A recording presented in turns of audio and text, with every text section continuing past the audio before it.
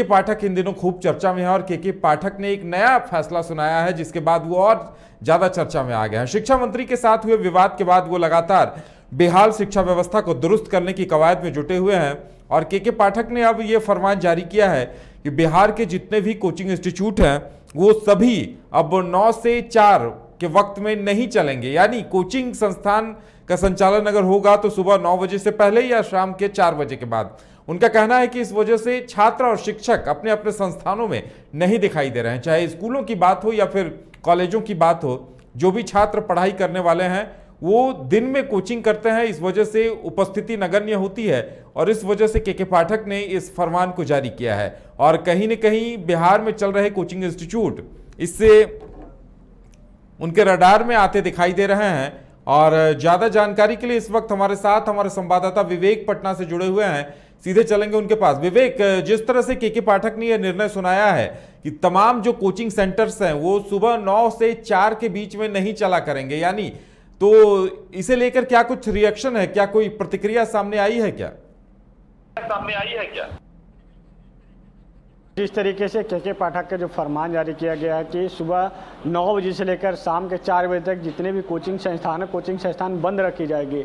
इसके बाद जो कही जाए तो प्रदेश भर में सियासत भी गर्म है, उसके साथ ही साथ कोचिंग संस्थान में भी एक अलग ही माहौल हो गई है कि कोचिंग संस्थान अगर 9 बजे से 4 बजे तक नहीं चलेगा तो बच्चे कहाँ से पढ़ेंगे और साथ ही साथ जो उनकी आय का स्रोत क्या होगा। लगभग अगर बात कर ली जाए तो बिहार के ऐसे जो गरीबी जो ग्रामीण क्षेत्र है उस ग्रामीण क्षेत्र में अगर 4 बजे के बाद बच्चे पढ़ाए जाते हैं तो वहाँ सड़क की सुविधा नहीं है, ऐसी तमाम जो सुविधाएं नहीं है। उस बीच में अगर बच्चे उस क्षेत्र में जाते हैं तो नहीं पढ़ पाते हैं। उसके बाद जो अभी जो शहरी क्षेत्र की अगर बात कर लिया, पिछले बार हमने जब मिलर हाई स्कूल का जब जायजा लिया तो मिलर हाई स्कूल में देखा कि जो एक तरफ जो शिक्षक जो के पाठक फरमान जारी कर रहे हैं लगातार शिक्षकों के लेकर के शिक्षा व्यवस्था बिहार में दुरुस्त किया जाए, लेकिन जब पटना मिलर हाई स्कूल के अगर शिक्षक की बात कर लिया है तो वहाँ पर शिक्षक की कमियाँ हैं। साथ ही साथ जो एक फैकल्टी जो कॉमर्स की फैकल्टी, वहाँ पर कॉमर्स फैकल्टी में एक भी टीचर नहीं है। वहाँ के जो शिक्षिका हैं उनका कहना था कि एक भी टीचर नहीं है,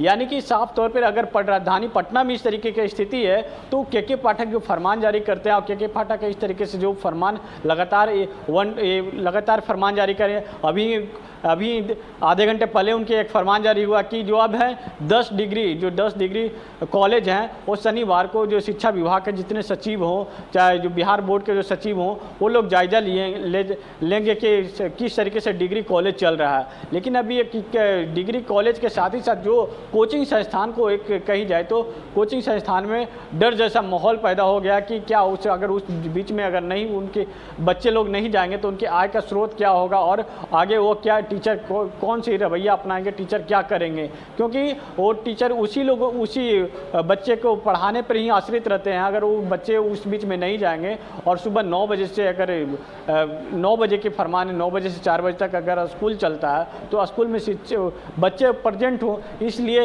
इस तरीके से के पाठक का फरमान है। और के पाठक का फरमान कितनी तरीके से सुचारू रूप से होगा यह देखना होगा आने वाले समय में। जिस तरीके से वो लगातार शिक्षा व्यवस्था को सुधारने के लिए लगे हुए हैं। एक तरफ जेडीयू का सूत्र, जो जेडीयू के कुछ नेताओं का कहना है कि के पाठक को 3 महीना के लिए मोहलत दिया गया कि 3 महीना में वो शिक्षा व्यवस्था को दुरुस्त करे। जिस तरीके से देखा कि शिक्षा मंत्री उनसे नाराज चल रहे थे, लगभग 27 से 28 दिनों के बाद कल वो शिक्षा मंत्री जो अपने दफ्तर गए, उसके बाद जो के पाठक हैं, के पाठक भी दोनों में समझ बूझ हुई, दोनों में बातचीत हुई। उसके बाद जो अब है जातीय जनगणना पर भी वो पहले उन्होंने ट्वीट किया कि अपने लेटर निकाला, उसमें कहा कि जातीय जनगणना में शिक्षक लोग शामिल नहीं होंगे। लेकिन वही आधे घंटे के बाद जब सरकार की तरफ से जो कही जाए तो फटकार लगती है तो उसके बाद तुरंत जारी करते हैं कि शिक्षक लोग हैं 20% जो काम बचा हुआ शिक्षक लोग जाकर वो जातीय जनगणना करवाएंगे, क्योंकि उन्हीं के पास अनुभव भी है। जो 80% वो लोग काम करवाए हैं तो 20% भी वह काम करवाएंगे। जी उदय। बिल्कुल विवेक, समझने की इस बात को जरूरत है, आखिर इनका ये जो फरमान है कि कोचिंग सेंटर 9 से 4 नहीं चलेंगे तो इसका क्या असर दिखेगा? क्या वाकई में वहां के कोचिंग संस्थान 9 से 4 के बीच में संचालित हो रहे हैं? बिल्कुल, अभी तो जो कही जाए तो 9 से 4 बजे के बीच में तो कई कोचिंग संस्थान संचालित हो रहे हैं।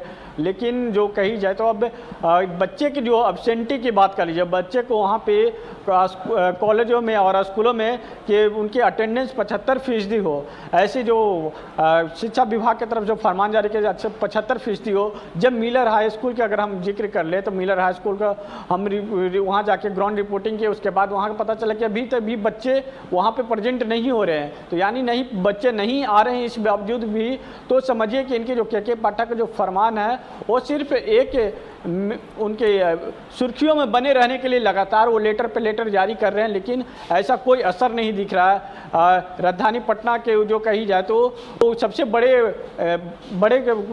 बड़े स्कूल है और उस स्कूल से कई राजनेता निकले हैं। अगर उस स्कूल का ही स्थिति है तो आगे का स्थिति छोड़ दीजिए।